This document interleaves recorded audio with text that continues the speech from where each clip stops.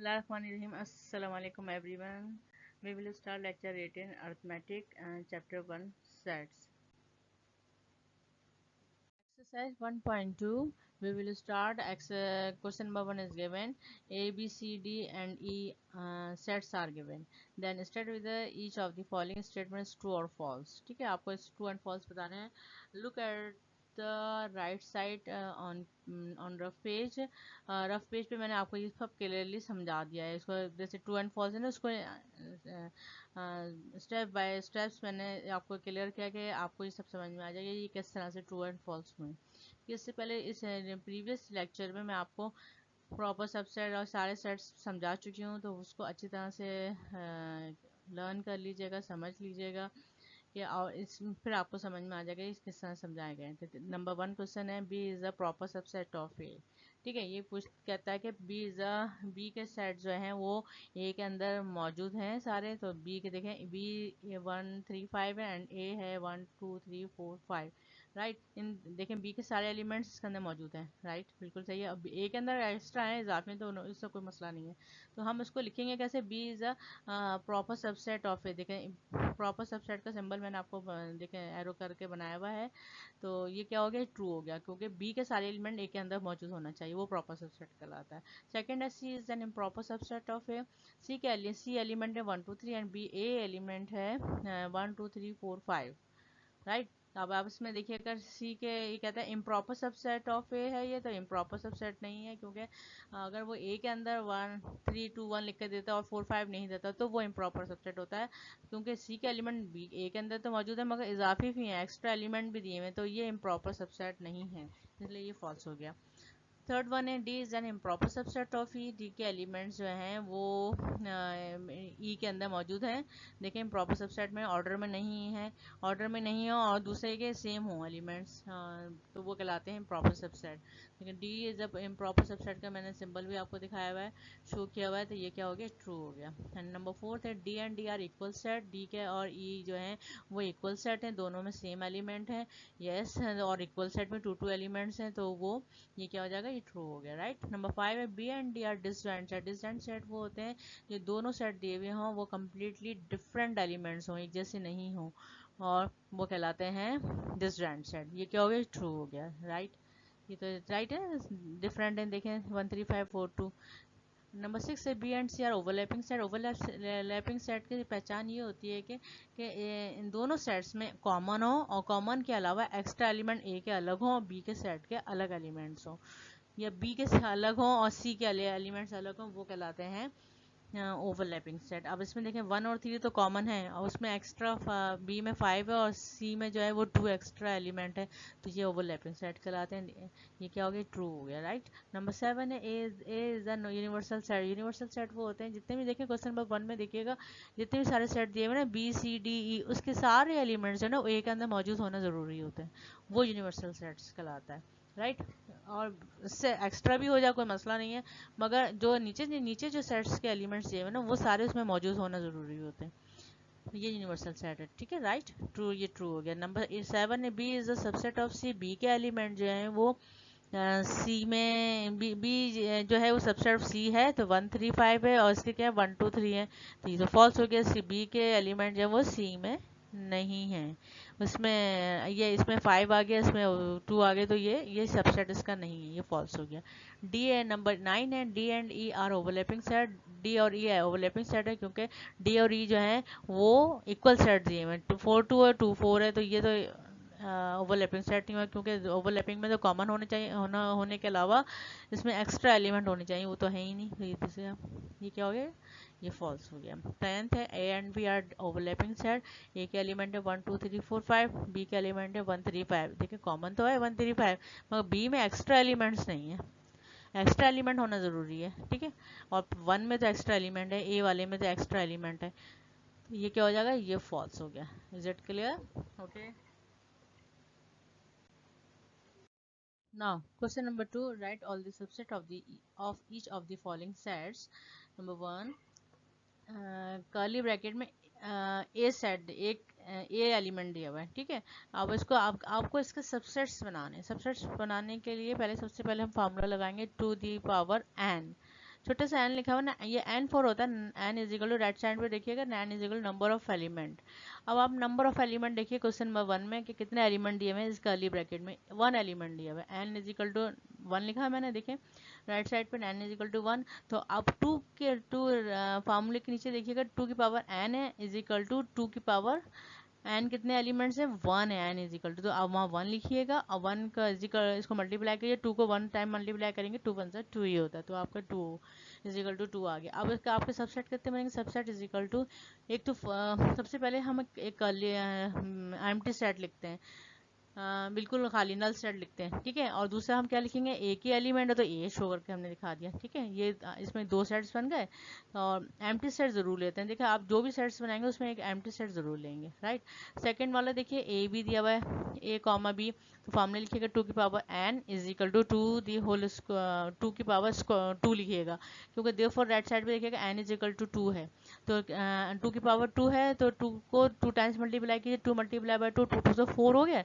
अब इसका मतलब आपके 4 सेट्स बनेंगे। अब सबसेट इज इक्वल टू, पहला क्या हो गया, एम्प्टी सेट हो गया, फिर देन ए हो गया, फिर एक इंडिविजुअली लीजिएगा, पहले ए हो गया, फिर बी हो गया, फिर देन ए बी लिखिएगा, राइट। ये आपके 4 सेट्स बन गए, ये आपका आंसर हो गया। थर्ड वन है 1,2, अब फॉर्मूला लिखिएगा 2 की power n is equal to 2 के, एन नंबर ऑफ एलिमेंट्स कितने हैं इसमें, 2 हैं, तो आप 2 के ऊपर n जो है उसकी जगह आपने 2 लिखा, 2 को 2 टाइम्स मल्टीप्लाई कर जो 4 आ गया, आपके इसमें भी 4 सेट्स बनेंगे। Subset is equal to empty set 1, curly bracket में सब लिखेंगे ये, ठीक है, प्लेन ब्रैकेट में लिखेंगे, नहीं लिखते हैं, ये रॉन्ग हो जाएगा वरना।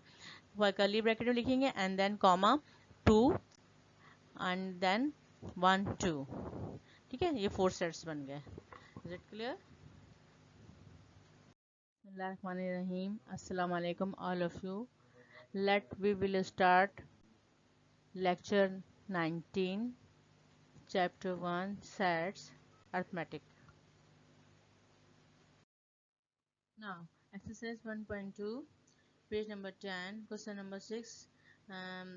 If A is equal to 369, B is equal to 48, then find A union B and second part A intersection B and draw Venn diagram of each. Number 1, we will find out A union B. A and B elements are given. U is equal to union, right, means all together. Union का मतलब होता है अगर 2 sets are given तो इन दोनों को मिलाकर लिखेंगे, right। और जो यू इंटरसेक्शन बना हुआ है, ये यू का सिंबल उल्टा बना हुआ है, वो इसको कहते हैं हम इंटरसेक्शन। इंटरसेक्शन मीन्स होता है कॉमन और सेम एलिमेंट, राइट। अब आपको नंबर 1 सवाल में हमने जब सॉल्व करना है तो ए यूनियन बी आप लिखेंगे, उसके बाद जो ए के सेट लिखिएगा is equal to A union B is equal to curly bracket में 369, ये सेट लिखा एंड यू का सिंबल लगाया यूनियन का, एंड 4 बी के एलिमेंट्स याद ये 4 8, आपने 4 8 एलिमेंट्स लिख दिए, ठीक है।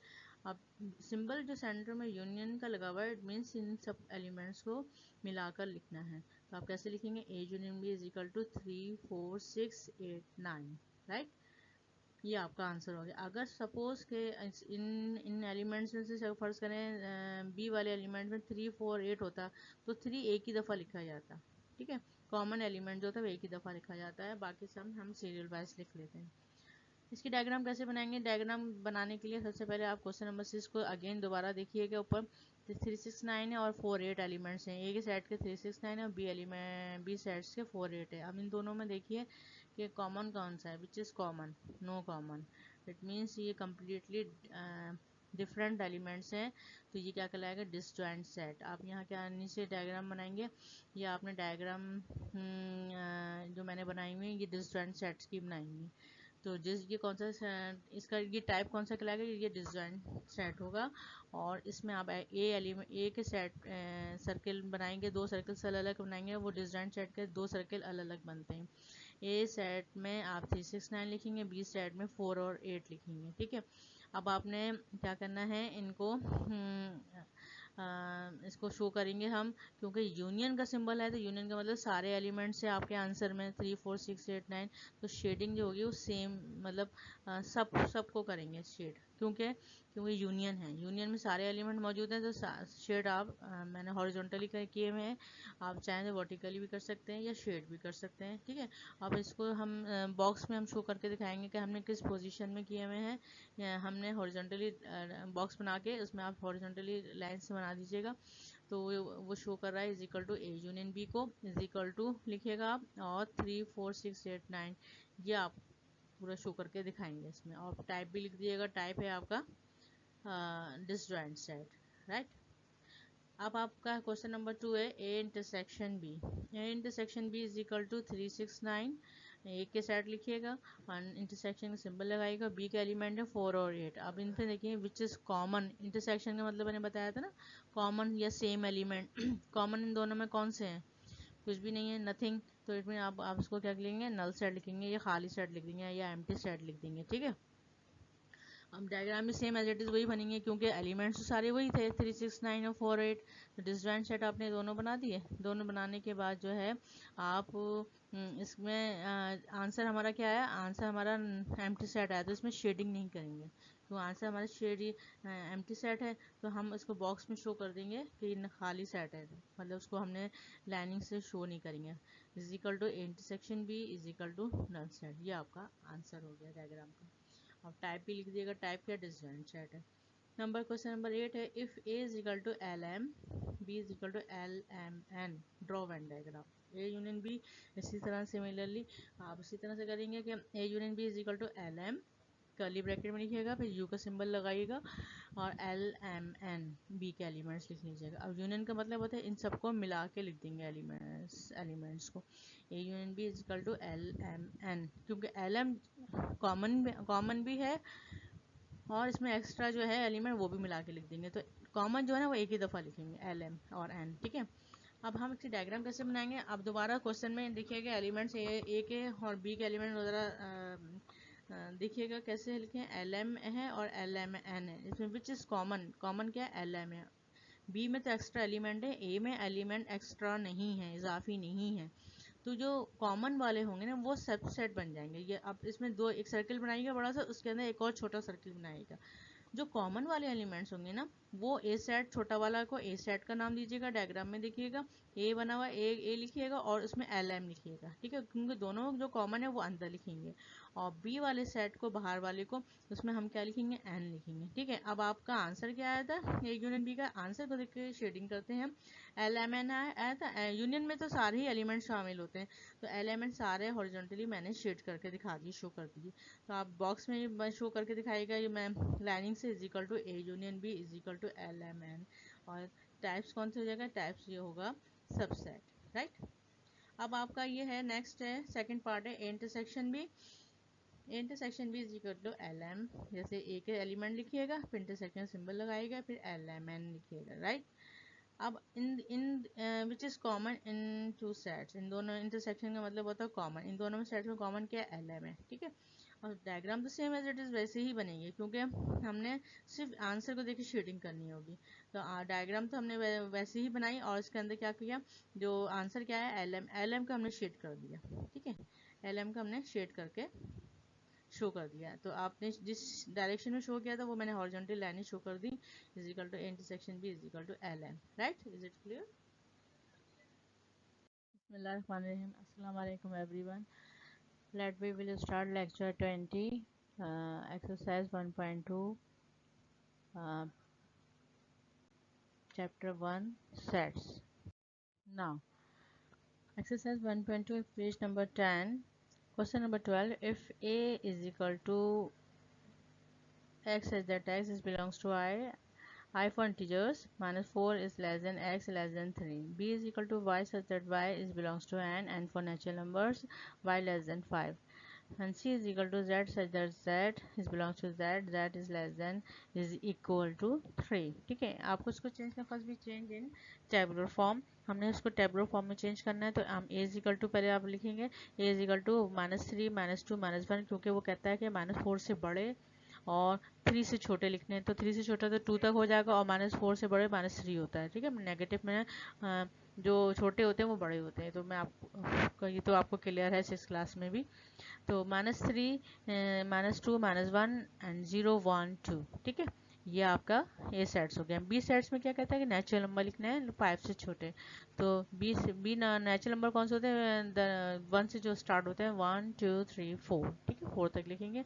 सी सेट्स है, C is equal to Z4 क्या होता है, होल नंबर्स। होल नंबर्स कहाँ तक लिखना है, 3 तक लिखना है, क्योंकि Z is less than is equal to की लाइन लगी हुई है नीचे, तो 3 तक, तो कहता है कि वो 3 भी शामिल है, इसे इंक्लूडेड है, 3 is included in 3 in set C। अच्छा, सी सेट में आपने 0 1 2 3, ठीक है, 3 तक आप ले लेंगे। देन फाइंड ए, नंबर 1 है A union B. A union B is equal to A sets ऊपर आपको गिवन दिए हुए हैं, तो आपने उसको टेबुलर फॉर्म वाले वो आप यहाँ लिख लेंगे और यूनियन का सिंबल लगाइएगा। और बी के सेट जो हैं वो आपको है 1 2 3 4। ठीक है, वो आपने जो चेंज किए हैं टेबुलर फॉर्म में, उसको आपने यहाँ लिख दिया। और यूनियन का मतलब होता है ऑल टुगेदर, सारे एलिमेंट्स को मेरा मतलब सीरियल वाइज मिला के लिख देंगे। A union B is equal to -3 -2 -1 0 1 2 3 4। जो रिपीटेड नंबर है वो एक ही दफ़ा लिखे जाते हैं। ठीक है, ये आपका आंसर हो गया। सेकंड है A intersection B. Intersection B is equal to A set, आप लिखिएगा, इसके सारे एलिमेंट्स लिख लीजिएगा, इंटरसेक्शन का सिंबल लगाइएगा, फिर बी सेट के सारे एलिमेंट लिख लीजिएगा 1 2 3 4। इंटरसेक्शन का मीन्स होता है कॉमन, इन दोनों सेट्स में विच इज़ कॉमन, तो इसमें आप देखिएगा 1 2 जो है वो आपका कॉमन है, तो intersection B is equal to 1 2, this is your answer. Third one है B union C. B union C is equal to 1 2 3 4। B का एलिमेंट सी में है, यूनियन का सिंबल लगाएगा, सी का एलिमेंट है 0 1 2 3। राइट, यूनियन मीन्स होता है सबको मिला के लिख लीजिएगा। B union C is equal to 0 1 2 3 4। जो रिपीटेड नंबर है वो एक ही दफ़ा लिखे जाते हैं सीरियल वाइज। राइट, ये आपका आंसर हो गया। नेक्स्ट है fourth, B intersection C. B intersection C is equal to B element 1 2 3 4, intersection का सिंबल लगाएगा, और जो 0 1 2 3 ये सी एलिमेंट्स हैं। ठीक है, अब in which is common into sets, इनसे कॉमन कौन सा है, 1 2 3। ठीक है, ये आपका आंसर हो गया। Is it clear?